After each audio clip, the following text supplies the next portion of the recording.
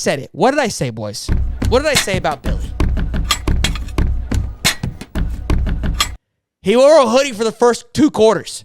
I told you the guy's cool. It's 95 degrees out with the humidity of 87, and he was wearing a hoodie. Not even breaking a sweat. They pan over to Utah's coach. The guy was drenched. Wetback. Yeah, back to Billy, shoulders, to Billy. Nothing. Just a little bit of a B. Just dabbed it off. Bro. His coolness and calmness. What I loved was I finally saw some emotion from Billy, and that just, bro. I'm telling you, I was ready to run through a fucking wall. Okay, when Billy fist pumped on that first touchdown, I go, "Let's go, baby! Football's back." Billy knocked his headset off. That's my dog, baby. That's my coach. I was ready, bro. Like, my love for Billy, first impressions are everything, right? We've talked about this. Why Uncle Lou and I were not on the same page, because how somebody comes in and makes that first impression is everything. In Billy's first impression, the guy can do no wrong at this moment in time. Like, like, honestly, like, we all think about it, we break this down. Like, we're all in love with Billy Napier right now. The guy has came in, right, changed the culture. White Sox, love it, right? Recruiting on an all-time high, absolute piss mess high, love it, okay? Anthony comes out, balling, love it. Has our freshman running back, balling, love it. Billy's that dog, okay? Got that dog in him, all right? I love it. But the clock management situation at the end of the game, questionable. I was freaking out, okay? Billy went from the greatest thing on earth to, like, you're dead. I was like, this kid, the guy is dead. Well, I'm sitting there, and we're talking with my family and stuff, and I go, Billy just wasted 6 months of just grinding. He's going to get absolutely just railroaded by Florida fans. They're going to hate this man. He's going to get the death threats. He's going to get booed out of town. This guy's not going to make it out alive. Because for those of you who don't know or are questioning what we're talking about, at the end of the game, it was like less than 2 minutes left. Or no, excuse me, there wasn't. There was like 2:30 left. And it was 4th and 2. We just went to third down play. It was 4th and 2, and he let the clock run out to 2 minutes and then called a timeout. So he ran the clock down. We're losing, by the way. He ran the clock down and then called the timeout. And everyone's like, well, you just literally wasted 30 seconds. Why? Like, what are we doing here, right? And a timeout. I'm losing it. Then I go, let's get inside the head of Billy Big Nuts, right? What's he thinking here? The guy's wearing a hoodie in 95-degree weather. He's cool. He's calm. He's collected. What's the game plan? Well, he's not believing in the defense. The defense hasn't been able to stop Utah all night. We know that. There's no secret. Look, not shitting on Utah or the Gators D. They're not stopping them. So he knows that. So he knows, basically, I'm thinking, okay, if we don't get a first down here, the game's over anyways. It doesn't matter if I have 6 timeouts. I can't stop Utah. It is what it is. That's matter of fact, okay? So what am I playing for? I'm playing for we're going to score. That's his mindset. Hey, we're here to win the football game. How we win the football game is we're scoring. So that's what I'm playing for. I'm not playing to, hey, if we don't get a first down, can we stop him? No, we're winning right now. So screw the time, because if we do score, I don't want Utah to have any time or any chance to drive down the field, right? Then he gets the first down, and they're like, this guy's a genius. Because now when he got the first down, everything's normal again. We're all good, because now, okay, let's run the clock out. Like we said, let's break it down so Utah doesn't have that much time to run on the field. And that was, to me, where it's like, look, he knew that if they didn't get the first down, it wouldn't have mattered if there was 4 minutes left on the clock. Utah was going to run the ball down their throats and win the football game.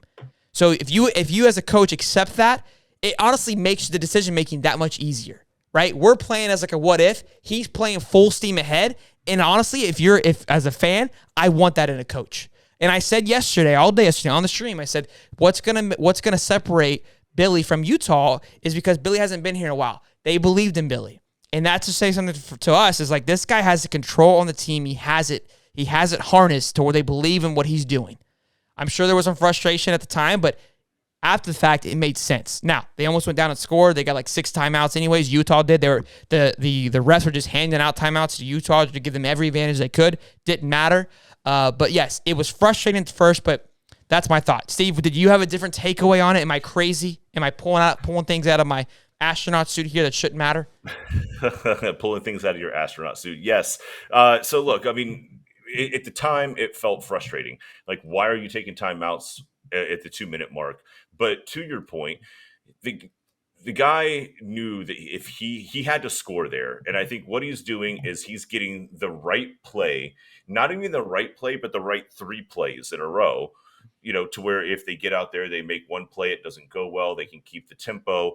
You're not calling one play at that point, you're calling four, and that's what you're sending to the field.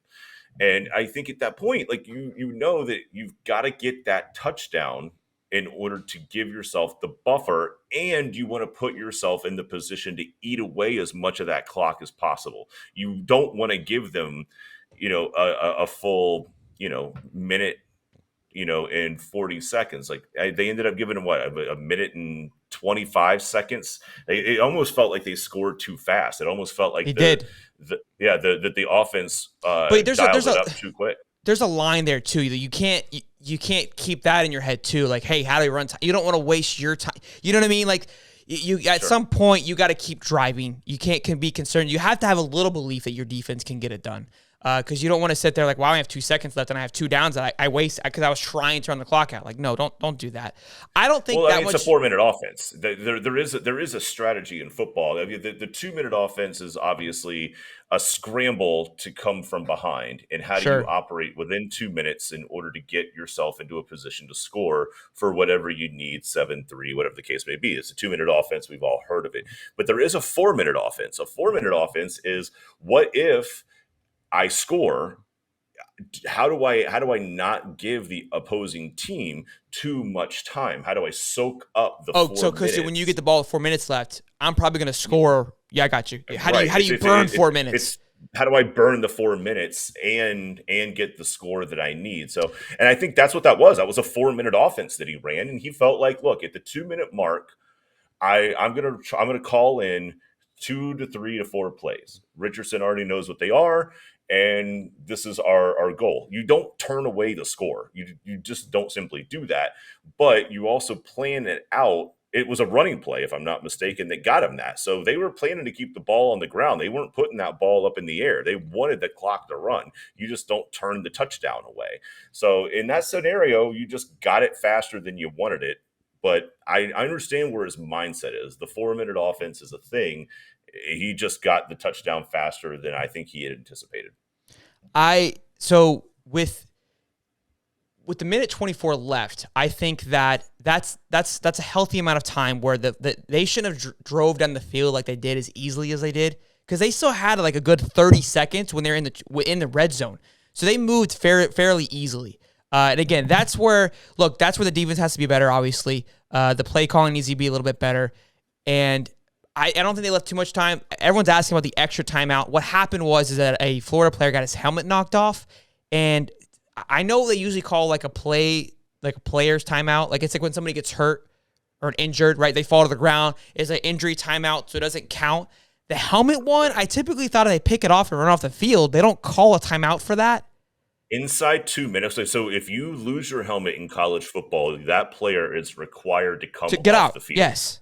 But if it happens within 2 minutes, they call a timeout. Stop the clock. It will stop the clock. So stopping the clock and allowing each team to go to their respective sides and talk about it are two different things. And that's what happened. It wasn't the clock stop.